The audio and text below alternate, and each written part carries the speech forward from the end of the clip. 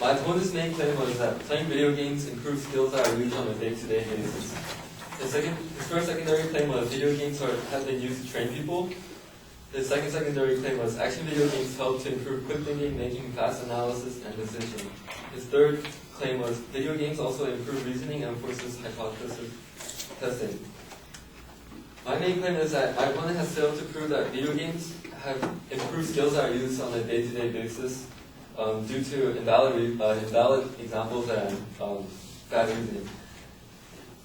My response to my opponent's first secondary claim, his claim was that video games have been used to train people. And his example was that there was a study conducted in 2004 where surgeons who played video games did better than those who did not. First of all, the surgeons used in the study were all laparoscopy surgeons, which they use a joystick and they use a camera to maneuver through a patient's body during a surgery. And the demographics show that the 12 surgeons who play video games actually have more experience than the 21 who didn't play video games. There's some bias, and of course, if you have more experience, then you will yield better results. Also, my opponent said that online video games such as Halo and Call of Duty improve social skills and teamwork. How many of you play online video games? And so you know like how mad one can get, right? And you don't really you're not really happy because due to there's barriers and you can't really communicate as you like. In fact, media expert Michael Rich states that playing such games shifts players' idea of what's normal. And so he's saying that playing such games has the opposite effect. It increases aggression in individuals. My opponent's secondary claim was that action video games help to improve quick thinking, making fast analysis, and decision. First of all, action video games are like Halo and Call of Duty. They're like first-person shooter. However, the example my opponent uses is a game called Brain Training.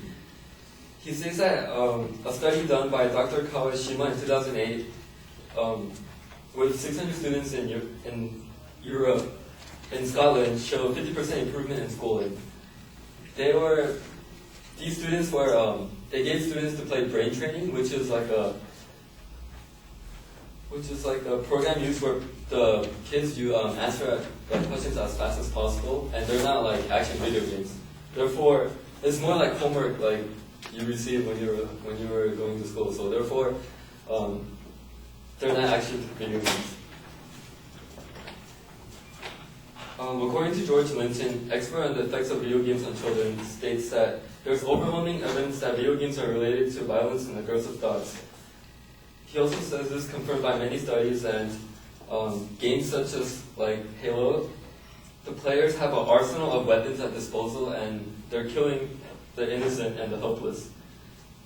This does not improve quick thinking and making fast decisions. My opponent's third secondary claim was that video games also improve reasoning and forces hypothesis testing. Michael Rich states that all video games are educational, meaning that it teaches players, good or bad, so therefore you have to be careful with the hypothesis the players end up with. And a study by Craig Anderson of Iowa states that children, he asked the response of the children after playing video games, and these children rated themselves higher in aggression, like kicking and shoving, and it was shown that they use these methods as solutions to solve problems. This ultimately shows that although it forces hypothesis testing, it does not improve social skills that are used on a day-to-day basis.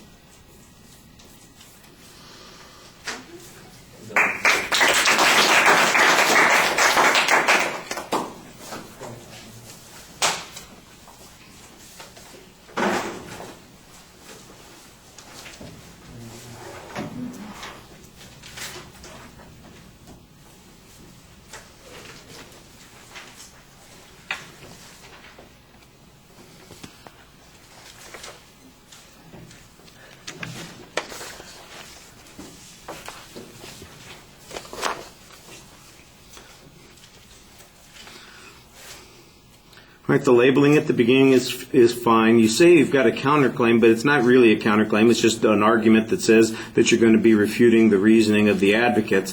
Counterclaim is a contradictory claim, and yours is really just a response to the research that they're presenting.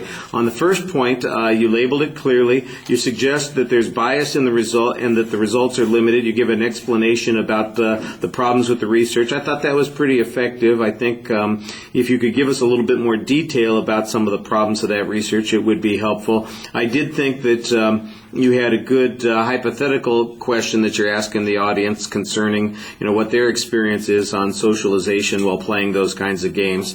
And then I thought that you had a good quote here that suggested it really just shifts people's idea of what is normal, and that seems to be a contradictory claim to the point that you're presenting. Transition to the second point's okay. You cite an illustration based on the advocate cites an illustration based on this one kind of game, and you suggest it's not really the kind of action game that they're talking about. I like that. I appreciated the argument here. Basically, you're in essence saying that it's not a comparable. They can't be making an analogy from this because the games that were used in this research are not anything like the games that most of the kids play, and that's pretty reasonable. And then we get back to the same kind of counterclaim that you had on the first point, which is that it tends to promote violence and aggression. The transition to the third point was kind of abrupt. You had a good counterclaim here. Once again, evidence on the point. There's not much analysis of the advocate's evidence on this point, and then it just seems like it stops all of a sudden, and I think that the ending could use a little bit of a summary.